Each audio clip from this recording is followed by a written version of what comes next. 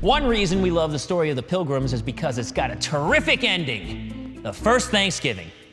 But the way we imagine that historic feast and what really happened are as different as Miles Standish and Miley Cyrus.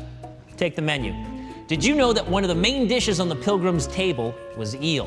The truth is that the whole story leading up to the first Thanksgiving is stuffed with fictional cranberries. And what about the Pilgrims' signature contribution that we love them for the most, the first Thanksgiving? The event happened somewhere between early September and early November 1621. We know from a letter that there was a celebration. That letter, written by Pilgrim Edward Winslow, is the one and only eyewitness account of the event. It's the key to untangling all the facts from the fictions. So, in his account, he must highlight turkey as the main course, right? Even though turkeys are indigenous to the region, the Winslow letter never mentions them. It only describes 4 hunters being sent out to bag some water birds for the feast. And turkey are land fowl. They can barely swim. What about that cherished gesture of generosity? The Pilgrims inviting a few of the Indians to pull up a chair. That never happened.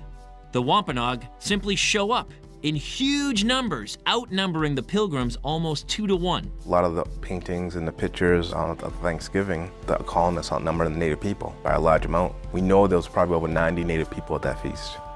We know there was about 50 colonists. And the Pilgrims don't so much feed the Wampanoag as the Wampanoag feed the Pilgrims. Their chief, Massasoit, sends his tribesmen on a hunt, and they provide enough food for everyone. They bring back 5 bucks of venison, and venison is so esteemed by English people.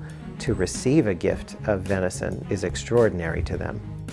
And venison was the meat on the table that everybody went oohed and awed over and said, oh yes, this is living. Deer meat, not turkey, is the signature dish on the table. But one thing we can all agree on, this was definitively the first Thanksgiving, establishing an American tradition we've been observing ever since. Sorry, but that's baloney. The truth is that the Pilgrims never would have called their harvest feast a Thanksgiving, which for them is a solemn day of prayer spent in church. As the years pass, the influence of the Puritans wanes, and nobody spends all day in church anymore.